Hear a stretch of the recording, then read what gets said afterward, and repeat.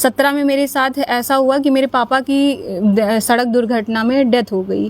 पापा से मेरा अटैचमेंट बहुत ज़्यादा था। किसी से बोलती नहीं हूँ, मैं उनकी फ़ोटो देखूंगी मैं रोने लगती हूँ, मतलब लेकिन मैं किसी के सामने कभी नहीं आती कि मुझे ऐसा कुछ करना है, क्योंकि मुझे लगता है कि मैं बैक हो जाऊंगी। अगर मेरे पास और कोई ऑप्शन ही नहीं है मेहनत करने के अलावा, मेरे पास कोई भी ऑप्शन नहीं, सारे ऑप्शन बंद है, मैं पढ़ के ही कुछ कर सकती हूँ। खुशी के साथ साथ रोना भी बहुत हो रहा है, क्योंकि पापा चाचा जिनका सपना सबसे ज़्यादा था तो वो लोग मेरे साथ नहीं है। हालत इधर महीने भर में एकदम बिगड़ती चली गई। चाचा का 20 जनवरी 2024 को उनकी डेथ हो गई। बस लेकिन ऑनलाइन मतलब ज़्यादा नहीं फॉलो करना है, मतलब जो मतलब काम भर की चीज़ें हैं, जो ज़्यादा हंसी मजाक कर रहे हैं या लाइक सब्सक्राइब, उनसे थोड़ा मतलब लगता है कि दूर रहो। क्या बनोगे आप बड़े होके?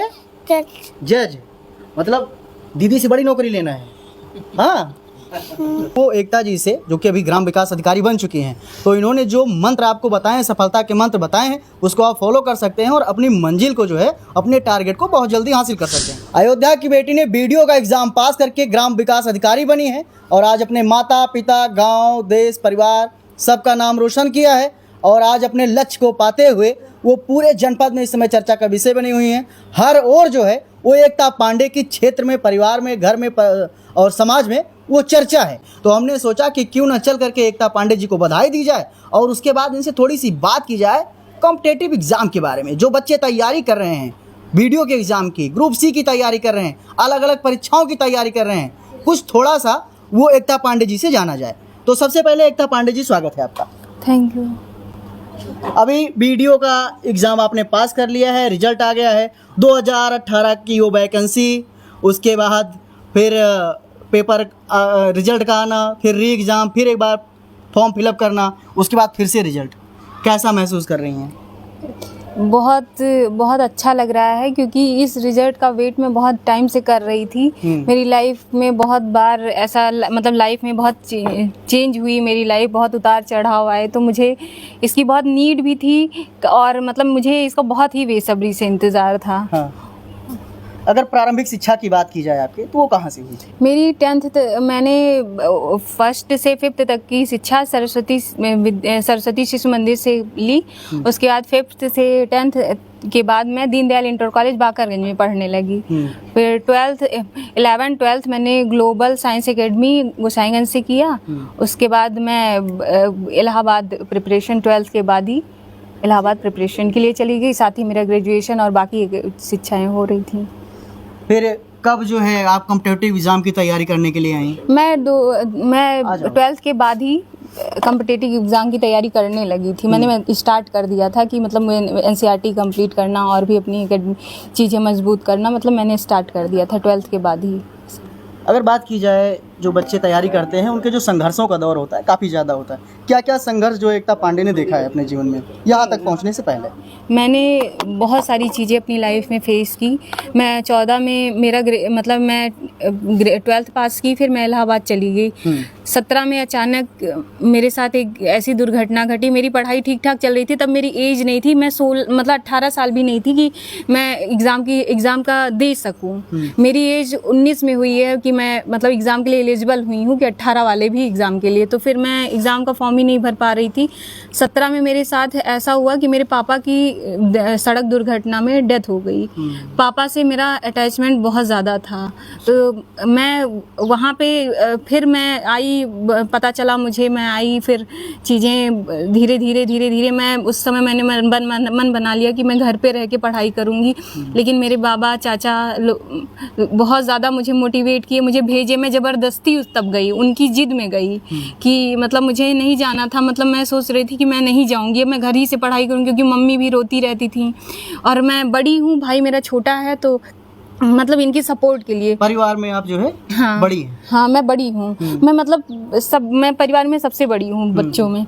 तो फिर मतलब लेकिन यहाँ था कि चाचा ने बोला कि मतलब यहाँ चाची लोग हैं, मेरी जॉइंट फैमिली है, तो सब लोगों ने बोला नहीं कुछ नहीं है, तुम जाओ अपनी पढ़ाई कंप्लीट करो।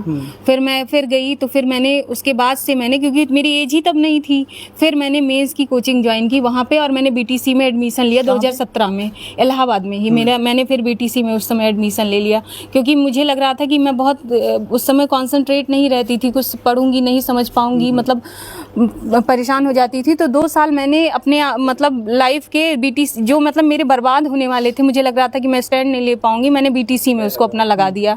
मैं उसको पढ़ी, अच्छा उसमें भी मेरे अच्छे नंबर आए। फिर मेरा ग्रेजुएशन कंप्लीट हुआ। उसके बाद तब से ये फॉर्म भी था और भी बाकी मैं फॉर्म भरते रहती थी। और मैं सिविल सर्विसेज की तैयारी भी स्टार्ट मैंने की, मैं वो भी कर रही थी, साथ में एग्ज़ाम भी 20 के बाद मैंने देना उसको भी स्टार्ट किया। तो कभी प्री हुआ नहीं हुआ, फिर कभी मेंस हुआ रुक गया, मतलब ऐसी चीज़ें चलती रही, मतलब कुछ नहीं हो रहा था। और भी टीचिंग के भी एग्ज़ाम आते थे, इधर मैंने एमए भी स्टार्ट कर दिया करना। मतलब पढ़ाई चल ही रही? पढ़ाई मेरी लगातार चल रही थी। फिर मैं लगातार टीचिंग के भी फॉर्म भरती, रेलवे आ गया, किसी कोई भी आई वैकेंसी मैं भर देती थी कि कहीं मेरा हो जाए, क्योंकि मतलब मुझे लगता था कि मेरे परिवार के लिए बहुत ज़रूरी है इधर। फिर उसके बाद मैं 2017 में मुझे लगा कि मेरा प्रीलिम्स हो जाएगा, तो सीटें बहुत कम थी, बहुत हाई कट ऑफ चली गई। मैंने टीचर वीचर से पूछा, उन्होंने कहा कि नहीं तुम्हारा हो जाएगा। तो मैंने चाचा से कहा कि मैं घर आऊँगी, मतलब घर ही से अब मैं पढ़ाई करूँगी, क्योंकि मैं ऑनलाइन ही ऐसे मतलब कोचिंग करती थी, तो मैं वहाँ पर रह के पढ़ूँ, इससे अच्छा मैं परिवार के बीच में रहूँगी, वहाँ टिफ़िन लेना या इधर उधर खाने की भी दिक्कत होती थी। फिर मैं 2023 जुलाई में मैं चाचा को बुला के यहाँ चली आई। और मैं जब ये वाला एग्जाम था मेरा, तो चाचा ने ही बहुत ज़्यादा मोटिवेट किया कि नहीं तुम एक प्लेटफॉर्म अपने लिए क्रिएट कर लो। मतलब उनके कहने पे मैंने इस पे बहुत ज़्यादा जोर दिया कि मतलब नहीं मुझे चाहिए ये, मतलब फिर उसके बाद जुलाई में मैं आई, जून में मेरा ये एग्ज़ाम था, जुलाई में मैं यहाँ आके रहने लगी। धीरे धीरे चाचा पूछते थे कि क्या हुआ, इधर एग्ज़ाम भी मैं भरती ही थी। लोग पूछते हैं जब आप तैयारी करते हैं तो लोग अक्सर पूछते हैं। नहीं, वो मेरे लिए बहुत बड़े मोटिवेशन थे। मैं पूछते थे उनकी कुछ चीज़ें, उनकी डांट और थोड़ा उनकी मतलब उसमें रिस्पेक्ट में मैं और मतलब लग के करती थी। तो उसके बाद मार्गदर्शन मिलता था। मतलब हाँ, मार्गदर्शन पहले फादर का था, फिर बाकी बाबा का और चाचा का मतलब सपोर्ट रहता। जैसे मैं कोई एग्ज़ाम फेल हो जाती थी तो बाबा कहते थे अरे पढ़ो, चलो पास हो जाओगी, क्यों रुक रही हो। और चाचा का थोड़ा उनका लहजा था कि वो गुस्साते, थोड़ा देर गुस्साएंगे फिर आके मनाएंगे कि अरे नहीं पढ़ो, मेहनत कर रही हो। अब जो पढ़ता है उसका होता है कहीं ना कहीं। तो फिर उसके बाद दिसंबर में पता चला कि चाचा को अचानक कोई प्रॉब्लम ही नहीं थी। दिसंबर में उनको पता चला कि उनको कैंसर है। अच्छा। चाचा को। हाँ। फिर मैंने बिहार का भी एग्ज़ाम भरा था, टीचिंग वाला, बीपीएससी जूनियर में भरा था। तो मेरा सेम ही नंबर होके भी नहीं हुआ, क्योंकि मेरी डेट ऑफ बर्थ की वजह से मैं रह गई उसमें भी। चाचा की हालत इधर महीने भर में एकदम बिगड़ती चली गई। चाचा का 20 जनवरी 2024 को उनकी डेथ हो गई, मतलब महीने ही भर में। मतलब मेरा एक और मोटिवेशन चला गया। तो फिर था कि लोग मतलब मेरे रिलेटिव, मतलब मेरे जो अगल बगल हैं, जैसे मैं फूफा के साथ मतलब 11th-12th मैंने फूफा के ज़्यादा संरक्षण में किया है, तो वो लोग भी मेरे ऊपर बहुत ध्यान देते थे। मतलब लोग मुझे हरदम मोटिवेट करते रहे कि तुम मतलब क्या पढ़ो, बाबा का था। और मैं कहती थी मैं प्राइवेट जॉब करूँगी, तो भाई मेरा उसके सपोर्ट में बिल्कुल नहीं था कि नहीं तुमको नहीं करना। भाई तो छोटे हैं ना आपसे? लेकिन मतलब जिम्मेदारियां उसके ही ऊपर पूरी आ गई, बाबा का है तो जिम्मेदारियां उसके ऊपर आ गई। तो वो नहीं तुमको नहीं करना है, हम हैं नहीं, कहाँ जाओगी 5,000 10,000 की तुम नौकरी करने। मुझे लगता था कि मैं उसके साथ चलूँ, मतलब अब एक होता नहीं भाई की तरह, क्योंकि वो वही बड़ा है मेरे बाद और बाकी सब छोटे छोटे बच्चे हैं। तो फिर फाइनली चाचा का 20 जनवरी को चाचा की डेथ हुई और मेरा 5 फरवरी को मेरा जूनियर असिस्टेंट में भी हुआ है, मेंस का रिजल्ट आया और मेरा हो गया उसमें भी। मेरी टाइपिंग अब तक उसकी रुकी हुई है, उसमें भी अभी मतलब टाइम है। उसके बाद 21 फरवरी को मेरा वीडियो का रिजल्ट आया कि इसमें भी मैं डीवी के लिए एलिजिबल हूँ। फिर हाँ, फिर तो थोड़ा और मोटिवेशन मिला। तो मेरा जब मेंस क्लियर हुआ, जूनियर असिस्टेंट का पहले रिजल्ट आया, तो मैं भाग के तुरंत टाइपिंग सीखने लगी कि मेरे लिए भी एक बहुत अच्छा मौका है कि मैं टाइपिंग सीख के मैं कुछ कर लूँ।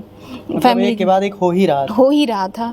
तो फिर लेकिन इसकी डीवी हुई, इसका फिर वेट करते, क्योंकि इसके मैं फाइनल तक पहुंच चुकी थी, तो वेट करते करते डेली देखती थी न्यूज़, लोग पूछते थे, तो फाइनल में मतलब फाइनली ये क्लियर हो गया। आपने बीच में ऑनलाइन पढ़ाई की बात की। हाँ। कि हम ऑनलाइन पढ़ाई करते थे। ऑनलाइन पढ़ाई का कितना महत्व होता है अगर कॉम्पिटिटिव एग्जाम की बात की जाए? ऑनलाइन पढ़ाई का बहुत ही मतलब योगदान होता है, क्योंकि मुझे लगता है कि मैं करंट की किताब कभी पढ़ती ही नहीं हूँ। हाँ। मतलब मेरा जो भी है करंट मैं ऑनलाइन ही पढ़ती हूँ। और मैं सोशल चीज़ों को, जैसे कैसे आंसर राइटिंग जैसे मैं कर रही हूँ, क्योंकि मैं सिविल की भी तैयारी कर रही हूँ, तो आंसर राइटिंग कैसे मुझे क्या ऐड करना है कहाँ पे, तो ये सब चीज़ें मुझे ऑनलाइन ही मिलती हैं, क्योंकि डेली की चीज़ें वो डिस्कस कर रहे हैं। मतलब मैं कहीं ना कहीं उससे कनेक्ट हो गई हूँ। मैं किसी से बात भी करूँगी तो मैं मतलब मेरा थोड़ा रुझान वैसा होते जा रहा है बस। लेकिन ऑनलाइन मतलब ज़्यादा नहीं फॉलो करना है, मतलब जो मतलब काम भर की चीज़ें हैं, जो ज़्यादा हंसी मजाक कर रहे हैं या लाइक सब्सक्राइब, उनसे थोड़ा मतलब लगता है कि दूर रहो, मतलब क्योंकि टाइम वेस्ट होता है। ज़्यादा स्टडी करती थी ऑनलाइन में? मैं करंट के लिए तो मैं उत्कर्ष क्लासेस का डेली मतलब उनका, लेकिन मैं ऑनलाइन कभी मैंने नहीं देखा। मैं क्योंकि धीरे बोलते हैं तो मेरी आदत है बहुत तेज सुनने वाली, तो मैं ऑफलाइन मतलब उसको डाउनलोड करके मैं बाद में देखती थी, इसलिए क्योंकि मुझे प्रचार भी थोड़ा बेकार लगता है कि बीच में प्रचार आ गया तो मैं उसको 1.5 की स्पीड में 175 की स्पीड में मैं करके देख ली तो जल्दी हो जाता था। 2 घंटे की वीडियो मेरी 1-1.5 घंटे में हो गई। बाकी मैं ओनली आईएएस से मतलब मेंस के लिए आंसर राइटिंग के लिए ओनली आईएएस चैनल से मैं डेली का उनका एडिटोरियल डिस्कशन देखती हूँ। बाकी एक यूपीएससी के लिए एक मतलब सिविल सर्विसेज का एक मतलब ऐसे ही है कि उसमें डेली 10-12 क्वेश्चन देते हैं, उसको करूँगी। और दृष्टि आईएएस का एक दिन में 4 बजे आता है, मतलब 10 क्वेश्चन का एक स्लॉट आता है, उसको क्विज देख के बस इतना। ऑनलाइन का तो इतना ही है जो डेली का मेरा है, मतलब कुछ भी हो मुझे ये करना ही है डेली का। जो बच्चे तैयारी कर रहे हैं वीडियो के एग्जाम की, खास करके ग्रुप सी की, वो ऐसी कौन कौन सी बुक पढ़ें, ऐसी कौन कौन से अगर बात की जाए इंपॉर्टेंस नोट्स पढ़ें जिससे उनको ये सफलता हासिल करने में ज़्यादा समय न लगे, ज़्यादा संघर्ष न लगे? उनको सबसे ज़्यादा तो फोकस अपने क्षेत्र के बारे में, क्षेत्र मतलब कि अपने यूपी के बारे में नॉलेज हो, क्योंकि यूपी के क्वेश्चन मतलब यूपी के क्वेश्चन ऐसे आते हैं कि जो बुक में ही नहीं मिलते हैं, ऐसे लोकल नाम उसमें रहते हैं, ऐसे कोई जान ही नहीं पाएगा कहाँ से है। तो लोकल मतलब यूपी पे थोड़ा डीप वो करें स्टडी। बाकी वो हिंदी अपनी इतनी स्ट्रांग रहे कि हिंदी में उनका क्वेश्चन आंसर ना गलत हो, और थोड़ा रीजनिंग और मैथ में भी थोड़ा, मैथ तो छोड़ भी दें लेकिन रीजनिंग उनकी अच्छी होनी चाहिए क्योंकि ये सब आते ही हैं एग्ज़ाम में। तो मतलब मुझे लगता है, और मेरा जीएस तो ऑलरेडी मतलब सिविल की वजह से ही ठीक था कि मतलब जीएस का मुझे नहीं सोचना था कि कैसे क्या करना है। मतलब जीएस का मैं पढ़ती ही रहती हूँ, मैं मेरी कोई बुक ख़त्म हुई मतलब मैं थोड़ी बुकिश हूँ, मैं हमेशा ही बुक पढ़ती रहती हूँ। हाँ, हमेशा पढ़ूंगी। तो मतलब है कि कोई भी मिल जाए तो बुक पढ़ो, लेकिन एक ही बुक पढ़ो, मतलब 50 बुक में नहीं खरीदना है। जो भी पढ़ो वही बार बार पढ़ो, ख़त्म हो गई फिर से मतलब 6 किताब है तो वही सर्किल में एक उठाओ पूरा पढ़ो, फिर दूसरी उठाओ पूरा, फिर फर्स्ट पे ही आओ। मतलब ये नहीं कि नई किताब ले लेना उसी से पढ़ना है, बाकी ये ठीक है। तो जो बच्चे कॉम्पिटिटिव एग्जाम के जो तैयारी कर रहे हैं, तो वो एकता जी से, जो कि अभी ग्राम विकास अधिकारी बन चुकी हैं, तो इन्होंने जो मंत्र आपको बताए हैं, सफलता के मंत्र बताए हैं, उसको आप फॉलो कर सकते हैं और अपनी मंजिल को जो है, अपने टारगेट को बहुत जल्दी हासिल कर सकते हैं। थोड़ी सी बात आपसे और करेंगे कि अभी मंजिल मिल गई है या अभी और आगे जाने के सोच? नहीं, अभी मुझे और आगे जाना है, मैं कोशिश करूंगी लेकिन परिणाम मेरे हाथ में नहीं है। फिर भी मैं पढ़ाई नहीं बंद करूंगी, अभी मेरा संघर्ष नहीं ख़त्म हुआ है। मतलब मेरे लाइफ में मतलब मेरा गोल मतलब आगे है कि मतलब कुछ और अच्छा करूं। अगर हो गया मैं मेहनत उसके लिए करूंगी, आगे का देखते हैं। अब ग्राम विकास अधिकारी बन गई हैं, घर परिवार में खुशियों का माहौल है, बहुत ज़्यादा। आपको कैसा लग रहा है? मतलब मेरे यहाँ तो खुशी के साथ साथ रोना भी बहुत हो रहा है, क्योंकि पापा चाचा जिनका सपना सबसे ज़्यादा था तो वो लोग मेरे साथ नहीं हैं। तो लोग पहले तो रो ही रहे हैं, मतलब 2 दिन तो रोए ही। लोगों को मतलब बहुत अच्छा लग रहा है, क्योंकि मेरे बचपन के भी टीचर्स मुझे फ़ोन कर करके, क्योंकि अब तक किसी के पास कुछ था नहीं, वजह नहीं थी कि मेरे से बात करे, क्योंकि सबको पता है कि मेरी लाइफ में क्या क्या संघर्ष रहे हैं। तो लोग मुझे मोटिवेट कहीं ना कहीं करते हैं कि नहीं, तुमने ऐसी विषम परिस्थितियों में ये सब चीज़ें हासिल की, ये बहुत मुश्किल था। मतलब लड़खड़ाने के बहुत टाइम थे कि जब मैं लड़खड़ा जाऊं। पापा का सपना था बहुत ज़्यादा। पापा मेरे गवर्नमेंट जॉब में नहीं थे, पापा मेरे ठेकेदारी करते थे और एडवोकेट भी थे। तो मतलब पापा मेरे मोटिवेट मुझे हमेशा करते थे कि अगर मैं एक प्रशासनिक अधिकारी होता तो स्कूल में अगर कोई भी टीचर पूछते तुम्हारे पापा क्या करते हैं, तो तुम बड़े रौब में बोलती कि मेरे पापा एक डीएम हैं। तो मतलब तुम्हें कुछ ना कुछ करके, मतलब उनका सपना यही था कि मैं बहुत आगे जाऊं और ये तैयारी करूं। तो पापा ही बचपन में से ही बना दिए थे कि प्लानिंग। तब तो मुझे फुल फॉर्म तक नहीं पता था कि यूपीएससी क्या होता है, मुझे तो पता भी नहीं था कि यूपीएससी के अंडर में ये सब चीज़ें आती हैं। तो फिर मैं उन्हीं के हिसाब से चीज़ें चल रही। बिन पापा और बिन चाचा के ये खुशियाँ अधूरी सी लगती हैं बहुत ज़्यादा। मतलब अगर होते तो मेरे यहाँ, आप यहाँ अकेले ऐसे नहीं बैठे होते, शायद मेरे यहाँ एक मजमा टाइप का लगा होता, क्योंकि एक मतलब उनके लिए तो मेरे से ज़्यादा उनके लिए था ये। मतलब वो बोलते भी थे कि तुम कुछ कर लो, मतलब उनका एक सपना ही था। मतलब मुझे लगता है कि मैं उनके कहीं ना कहीं उनको एक मलाल होगा कि मैंने उनकी चीज़ों को अधूरा कर दिया। मतलब मैं वो उनकी उनकी होता नहीं कि एक आत्मा को शांति मिलती है कि उसकी सब चीज़ें कंप्लीट हैं, तो मतलब उनका एक बहुत बड़ा सपना था कि मैं एक जॉब पा जाऊँ। चाचा के लिए? चाचा का भी, पापा की बात तो होता नहीं, वो रस्सी चाचा ने मेरे पकड़ ली। उसके बाद बिटिया को पहुंचाना। हाँ, तो बाबा चाचा मतलब दोनों लोग का यही है कि मेरे बाबा हैं तो ये इतने आज के ज़माने के हैं जैसे पापा लोग। और चाचा का सपना पूरा हुआ लेकिन सामने नहीं। सामने नहीं है। मतलब मेरे लिए ये बहुत ही बड़ा, मतलब मैं किसी से बोलती नहीं हूँ, मैं उनकी फ़ोटो देखूंगी मैं रोने लगती हूँ, मतलब लेकिन मैं किसी के सामने कभी नहीं आती कि मुझे ऐसा कुछ करना है, क्योंकि मुझे लगता है कि मैं बैक हो जाऊंगी। अगर मेरे पास और कोई ऑप्शन ही नहीं है मेहनत करने के अलावा, मेरे पास कोई भी ऑप्शन नहीं, सारे ऑप्शन बंद है, मैं पढ़ के ही कुछ कर सकती हूँ। परिवार में सबसे बड़ी हैं एकता पांडे जी हैं, ग्राम विकास अधिकारी बन चुकी हैं। पापा और चाचा के सपने थे, पूरे हो गए, लेकिन पापा और चाचा इस खुशियों में शरीक नहीं है, इस खुशियों में नहीं है, क्योंकि आकस्मिक निधन जो है वो एक कारण बना। लेकिन अभी जो जहाँ भी होंगे, वो जहाँ से देख रहे होंगे, जहाँ से सुन पा रहे होंगे, जहाँ से परिवार को महसूस कर पा रहे होंगे, वो कहीं ना कहीं वहाँ से खुश होंगे और पूरे परिवार को आशीर्वाद दे रहे होंगे। एकता पांडे जी की जो कि ग्राम विकास अधिकारी हैं, और अभी आप अधिकारी हो गई हैं, बगल में चाची जी बैठी हुई हैं, कैसा लग रहा है आपको अभी? सर बहुत अच्छा लग रहा है हमें। ये शुरू से ही बहुत मेहनती थी सर, हमेशा मतलब ये जब मेरी शादी हुई थी तो 8 क्लास में ये पढ़ती थी, तो हम इसको ऐसे स्कूल से आती तो इसको हमेशा हम पढ़ते ही देखते थे, जब देखो तब हमेशा ये पढ़ती ही रहती थी। ये शुरू से ही बहुत अच्छी थी पढ़ने में सर। फिर उसके बाद इंटर जब इसका कंप्लीट हुआ तो वहाँ इलाहाबाद चली गई। हाँ, तब से अपना पढ़ाई वढ़ाई कर रही है। आप रोए जा रही हैं? चाची भी मेरी भावुक पल है जो है, वाकई में हृदय को झकझोर देने वाला है, लेकिन जो होने को टाला नहीं जा सकता है। बहरहाल परिवार में खुशियां हैं, तो खुशियों के साथ साथ जो है कुछ यादें होती हैं जो समय के साथ साथ ताज़ा होती हैं, तो थोड़ा सा दर्द दे जाती हैं, पीड़ा पहुंचा जाती हैं।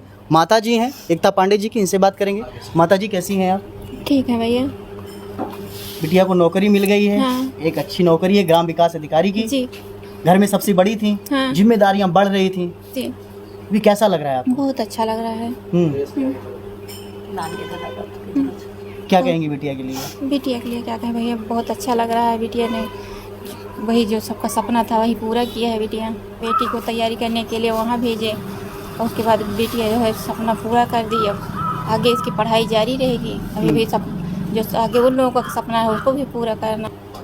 अभी और आगे पढ़ाना है? हाँ, अभी पढ़ाना है। बाबा जी बैठे हैं, आइए बाबा जी थोड़ी सी बात कर लेते हैं यहाँ पे। बाबा जी, नौकरी मिल गई बिटिया को जी। कैसा लग रहा है आपको? बहुत अच्छा। हाँ, कब से तैयारी कर रही थी? 5-6 साल से कर रही थी। 5-6 साल से। अभी ग्राम विकास अधिकारी बन गई हैं। पीसीएस तैयारी में थी। पीसीएस के? हाँ, तो भैया आगे तैयारी करवाएंगे? अभी और आगे तैयारी करवाएंगे? और आगे तैयारी, बड़े जॉब की तैयारी जी, और नाम रोशन होगा। खुशी बहुत है। कुछ कमी सी खल रही है? कमी ज़्यादा खल रही है। कमी ज़्यादा खल रही है। जी यही बिटिया आपकी बेटा है आपकी, जी। है ना? ये आपका इन्होंने सीना गर्भ से चौड़ा कर दिया है। पूरे समाज में, पूरे ज़िले में, पूरे उत्तर प्रदेश में नाम हो रहा है कि समय के हिसाब से, जिस हिसाब से देखा जाए, वैसे भी बेटियों के लिए जो संघर्ष होता है काफ़ी लंबा होता है। लेकिन जब बिटिया को पढ़ाई के लिए भेजा गया तो पापा मोटिवेशन का काम करते थे, लेकिन उसी बीच जो है वो पापा का आकस्मिक निधन हो जाता है विषम परिस्थितियों में। उसके बाद फिर चाचा ने जिम्मेदारी संभाली, लेकिन चाचा का भी निधन हो जाता है विषम परिस्थितियों के अनुसार। लेकिन बिटिया ने हार नहीं मानी, बिटिया का जो है हौसला नहीं टूटा, सब्र नहीं टूटा। लगातार संघर्ष का जो दौर है वो जारी रहा, और आज संघर्ष का जो फल है वो इनको जो है ग्राम विकास अधिकारी के रूप में मिला है। बाबा जी का भी नाम हो रहा है, परिवार का नाम भी हो रहा है, और साथ साथ में चाचा और चाची का, पापा और मम्मी का भी नाम हो रहा है। जी, इतने कठिन परिस्थितियों के बीच में अधिकारी बनी हैं आपकी भतीजी। हाँ, ज़रूरत भी थी इसकी। हाँ इस परिवार के लिए सर्विस की बहुत ज़्यादा ज़रूरत थी इस समय। हाँ, घर में बड़ी थी। घर में जिम्मेदारियां भी है इनकी, अब सबसे बड़ी हैं तो सारी जिम्मेदारियां अब इन्हीं के ऊपर है। हाँ, और ज़रूरत भी थी, वो हो भी गया। हो भी गया। हाँ, अब आगे तैयारी अपना करेंगी। बच्चे तैयारी कर रहे हैं, उनके लिए क्या कहना चाहेंगे? उनके लिए मैं यही कहना चाहूँगी कि वो बहुत हार्ड वर्क करें।